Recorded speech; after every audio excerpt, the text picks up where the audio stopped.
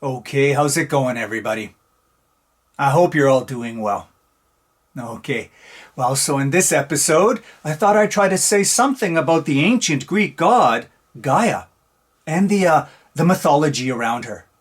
Because as always, such myths say a lot more than many of us tend to think. Okay, well, so who is Gaia? And what is her role and her significance in the Greek creation myths? Well, we get the Greek creation myths from two principal sources. First, from the poet Hesiod, writing around 750 BC, and then from the later Roman poet Ovid. Now, Hesiod in particular was the first to give a complete, systematic explanation of how the gods and the universe and humankind came into being. Something that we get in his work called the Theogony. And basically what he says there is that the first thing to come into existence was chaos. Now, chaos isn't really a god, but rather it's more like a gaping void or a primordial abyss. And so it's something completely amorphous. Okay, well, so here's the thing. It's out of chaos that Gaia, the earth, comes. Okay, but now, what does Gaia symbolize exactly? Well, I think that most fundamentally, she symbolizes materiality. She symbolizes something like the physical aspect of the universe and the geographical expansion and proliferation of the earth. And then on top of this, of course, let's not forget that she's a matriarchal concept.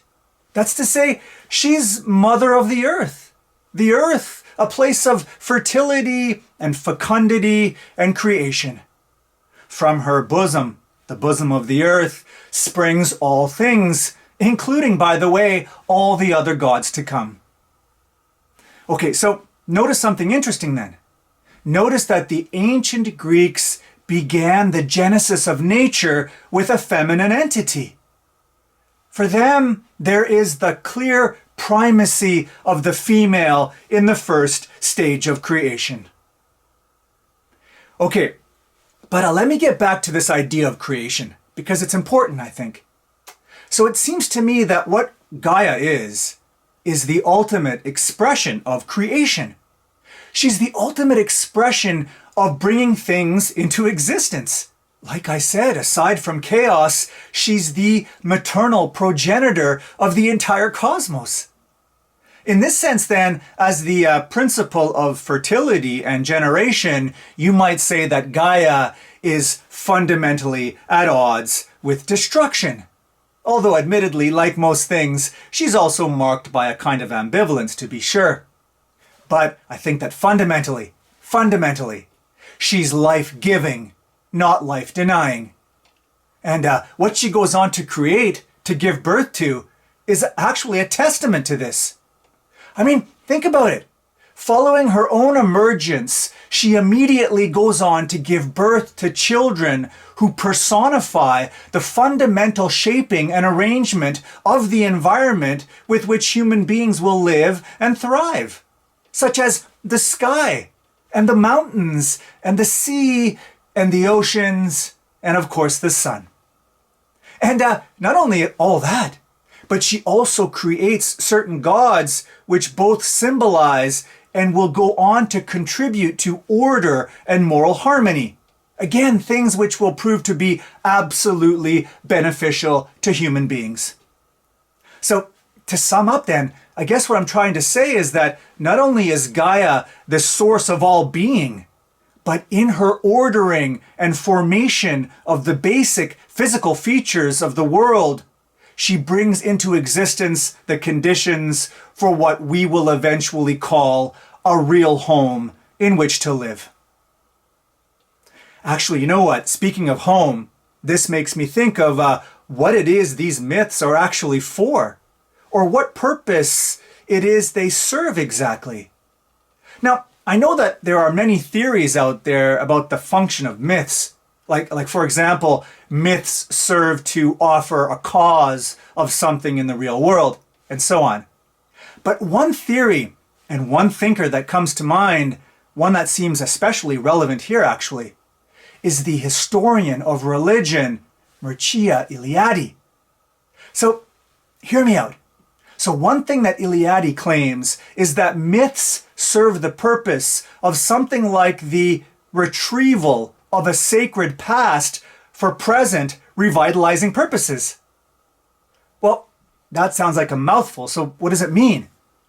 Okay, well, here's an example. Think about something that most of us have experienced at one time or another in our life. Think about moving into or building a new house.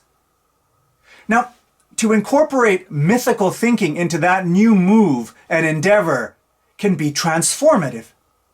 In other words, it's not just about seeing your home as something entirely profane, like just another new, very functional, mass-produced house or something.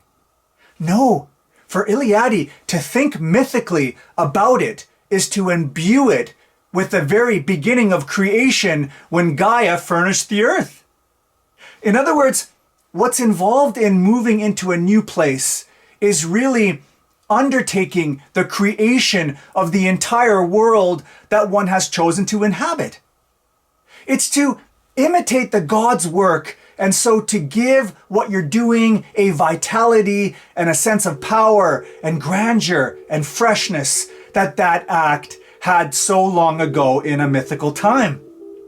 And what's more, since entering into a new habitation repeats the primordial beginning, it invests your act with a new beginning, a new life, just like when the universe saw the first light of the day. Pretty cool, right? Actually, Eliade says that the same sort of thing goes for marriage or sexual union too. That's to say, to think mythically about this is to see these unions as on the order of the first primordial couple. In our case, Gaia and Uranus. In other words, it's to see marriage as an imitation of the cosmic embrace between the sky god and Mother Earth. Sexual relationships, therefore, take on not only a sacred, but a cosmic structure. Imagine how incredible it would be to see such moments in your life in this way. Well, clearly people have, and that is the power of myth. Bye for now.